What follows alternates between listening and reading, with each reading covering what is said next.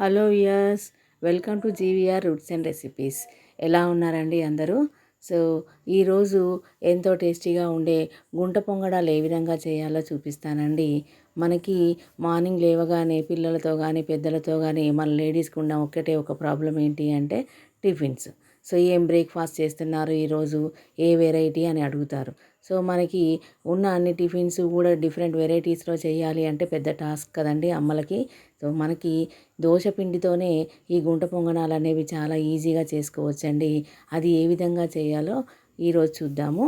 So చాలా చాలా టేస్టీగా ఉంటాయండి. దీన్ని కారపొడిలో కానీ అలాగే పల్లీ చట్నీలో పెట్టుకొని తినొచ్చు. సో దీనికి ముందుగా ఏంటి అంటే సన్నగా తరిగి పెట్టుకున్నటువంటి ఒక పెద్ద ఆనియను అలాగే పచ్చిమిర్చి. నేను ఈ దోశ పిండిని మార్నింగ్ దోశలు వేసుకున్నాను. సో మిగిలినటువంటి పిండిని ఇప్పుడు ఈ పొంగనాలు వేస్తున్నానండి. చూసారా, ఆ పిండిలో ఈ సన్నగా తరుక్కున్నటువంటి ఆనియను అలాగే పచ్చిమిర్చిని కూడా చాలా సన్నగా నేను ఒకటే ఆ పచ్చిమిర్చి తీసుకున్నానండి, కారం సరిపోతుంది. అలాగే సన్నగా తరుక్కున్నటువంటి కరివేపాకు కూడా వేసుకుంటున్నాను. దీంట్లో కొద్దిగా నేను బొంబాయి రవ్వ వేసుకుంటున్నానండి, సూజీ రవ్వ అంటారు కదా, దాన్ని ఒక స్పూన్ మందం వేసుకుంటున్నాను. ఎందుకంటే కొంచెం గుల్లగా వస్తాయన్నమాట. కొద్దిగా జీలకర్ర, ఇవన్నీ వేసుకొని చక్కగా కలుపుకోవాలి. ఇప్పుడు ఈ పొంగనాల ప్లేట్ తీసుకోవాలండి. దీంట్లో మనకు లైట్గా ఆయిల్ వేసుకోవాలి. నేను ఒక స్పూన్ ఆయిల్ని అన్నిటికీ సరిపెట్టుకుంటున్నాను. ఆయిల్ సరిపడినంత ఉంటే సరిపోతుందండి. ఆ విధంగా వేసుకొని అంతటా కూడా మంచిగా స్ప్రెడ్ చేసుకుందాము. ఇలా స్ప్రెడ్ చేసుకున్న తర్వాత నాకు ఎక్కువ ఆయిల్ అనిపించిందండి, అందుకే నేను కొద్దిగా తీసేస్తున్నాను. సో ఆ విధంగా ఉంటే చాలండి. ఇప్పుడు ఒక స్పూన్తో మనం కలిపి పెట్టుకున్నటువంటి పిండి అంతా కూడా ఒక్కొక్క దాంట్లో చక్కగా వేసుకుందాము. పక్కలకు తగలకుండా అట్లా గుంట నిండా ఉండేటట్టుగా వేసుకొని ఇప్పుడు స్టవ్ని మీడియం ఫ్లేమ్లో పెట్టుకొని మూత పెట్టుకుందామండి. దీన్ని అటు ఇటు రొటేట్ చేస్తూ ఉండాలండి, ఎందుకంటే మంట అనేది అన్నిటికీ ఈక్వల్గా తగలాలి. కాబట్టి ఒకటి సైడే ఉంటే మధ్యలో మాడిపోయే అవకాశం ఉంటుంది. దీనికి చాలా తక్కువ టైం పడుతుందండి, 2 నిమిషాలే. మనకి ఆ 2 నిమిషాలలో మళ్ళీ పక్కకు తిప్పుకోవాలి. సో అలా సిమ్లో పెట్టుకొని అటు ఇటు తిప్పుకుంటూ ఉండాలి. చూసారా, ఈ విధంగా వేసుకున్న తర్వాత మూత పెట్టేసుకుందాం.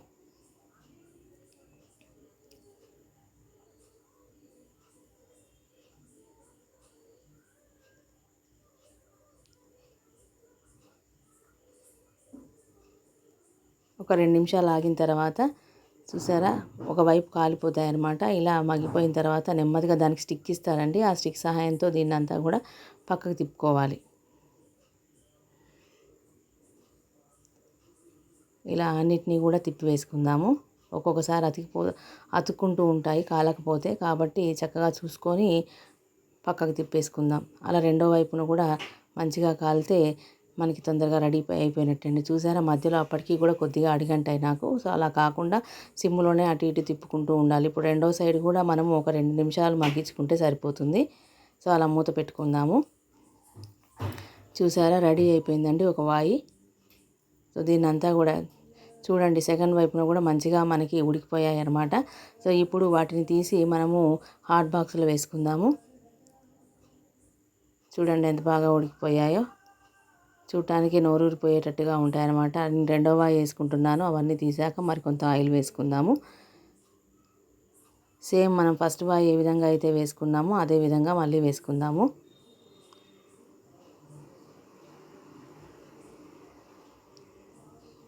మూత పెట్టేసుకొని పక్కకి మధ్య మధ్యలో అటు ఇటుగా రొటేట్ చేసుకుంటూ ఉండాలి గిన్నెని. చూసారా, ఫస్ట్ ఒకవైపు కాలిపోయాయి కాబట్టి ఇంతకు ముందులాగానే మళ్ళీ రెండో వైపుకి తిప్పేసుకుందాం. సో ఆ విధంగా వస్తాయన్నమాట. దీనికి మనము మామూలుగా వాడేటువంటి పల్లీ చట్నీ కానీ లేదా మనం తయారు చేసుకునేటువంటి కారపొడితో కూడా చాలా సూపర్ టేస్టీ ఉంటాయండి. చూసారా ఎంత బాగున్నాయో. మనకి డిఫరెంట్ వెరైటీగా ఉంటుంది కాబట్టి పిల్లలకి ఈ విధంగా ఈవినింగ్ స్నాక్ ఐటమ్గా కానీ లేదా మార్నింగ్ బ్రేక్ఫాస్ట్గా కానీ లేదా వాళ్ళకి లంచ్ బాక్సుల్లో మనకి స్నాక్స్ ఐటమ్గా కానీ దీన్ని పంపిస్తే మంచిగా ఎంజాయ్ చేస్తూ తింటారండి. చాలా చాలా టేస్టీగా ఉంటాయి. మనం ఇడ్లీ పిండి మిగిలినా కూడా ఈ విధంగా మనం చేసుకోవచ్చండి.